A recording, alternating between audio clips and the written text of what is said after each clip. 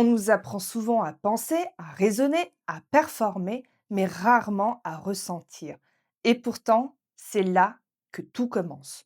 L'intelligence émotionnelle, ce n'est pas contrôler ses émotions, c'est apprendre à les comprendre, c'est reconnaître ce qui se passe en soi, sans se juger, et choisir d'y répondre au lieu de simplement réagir. Chaque émotion porte un message. La colère protège une limite, la peur invite à la vigilance, la tristesse aide à lâcher et la joie montre ce qui t'aligne profondément. Mais la plupart du temps, on ne les écoute pas, on les refoule, on les cache, on les gère comme un problème. Résultat, elles finissent par s'imprimer dans le corps, dans la voix, dans la posture, dans nos relations aussi.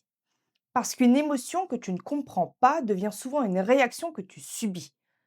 L'intelligence émotionnelle, c'est apprendre à transformer cette énergie intérieure en clarté, en justesse, en présence, mais elle ne s'arrête pas à soi, elle s'étend aux autres, c'est savoir écouter sans interrompre, observer sans interpréter et comprendre ce que l'autre ressent même quand il ne trouve pas les mots.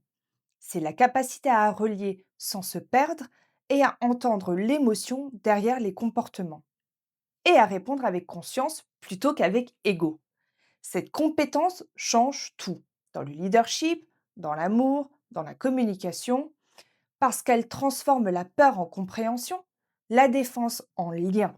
L'intelligence émotionnelle, c'est la rencontre entre ton cerveau et ton cœur, c'est la science de la relation humaine, l'art d'être être humain, et quand tu la développes, tu ne cherches plus à contrôler la vie, tu apprends à l'habiter pleinement en cohérence avec ce que tu ressens et en paix avec ce que tu es.